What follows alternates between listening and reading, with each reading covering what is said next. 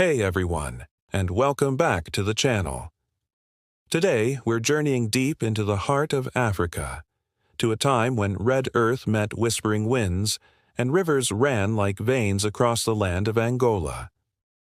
Imagine the 17th century, a world on the brink of unimaginable change. This vibrant, ancient land faced a storm unlike any before. Foreign invaders armed with guns, iron, and a burning thirst to conquer. But from that storm, a force of nature rose, a woman who absolutely refused to kneel. Her name was Queen Nzinga, and her story is pure legend. She became the fiercest defender of her people against European rule, a queen whose defiance shaped destiny.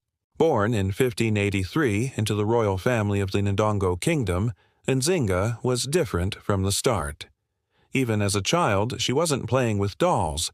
She was training in combat, hunting in dense forests, and quietly, intently, listening to council meetings.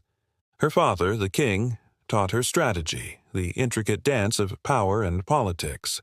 Her mother instilled in her an unbreakable resilience, a spirit that refused to be bowed. But even with all their wisdom, no lesson could truly prepare her for the world she was about to inherit, a world where the Portuguese sought to enslave her people and dismantle her kingdom. When her brother eventually became king, he found himself overwhelmed. The Portuguese forces were relentless. Villages burned, tribes were taken in chains, and alliances that had stood for generations crumbled under the pressure.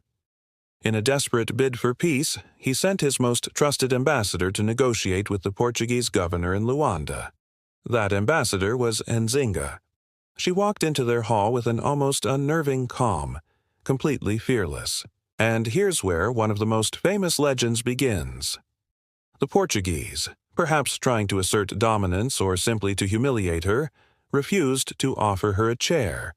But Nzinga was not one to be easily humbled. Without missing a beat, she signaled to one of her attendants.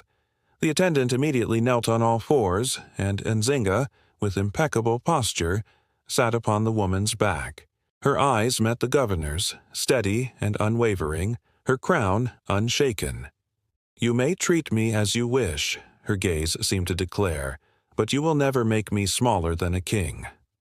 She commanded respect, and she got it.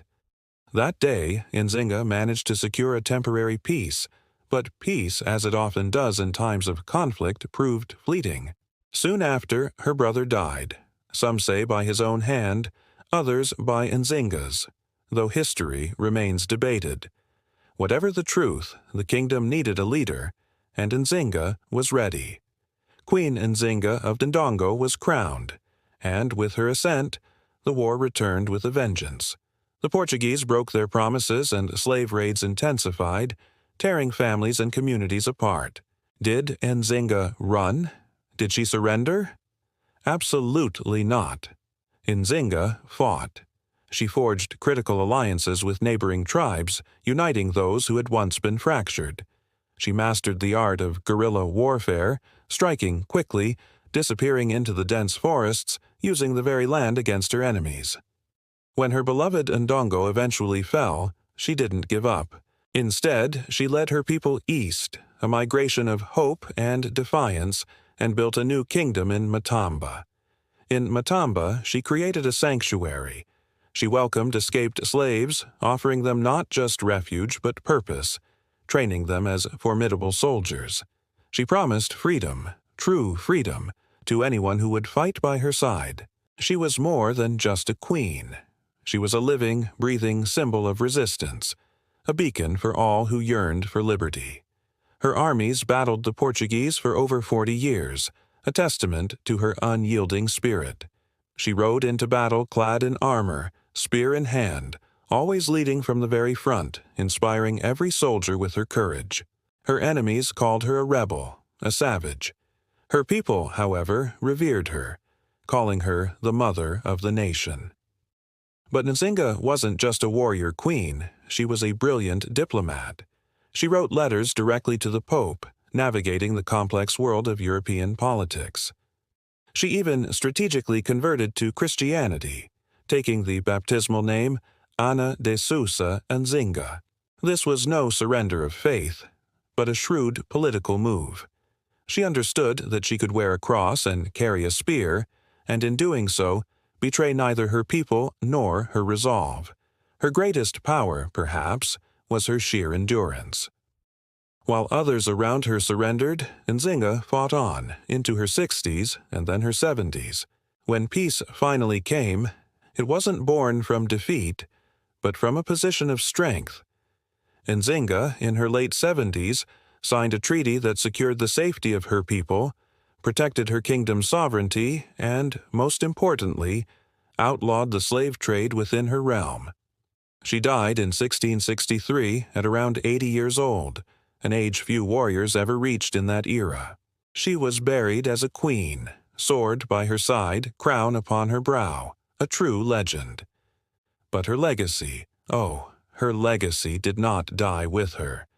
For centuries, African rebels and freedom fighters carried her name as a banner of resistance, a rallying cry against oppression.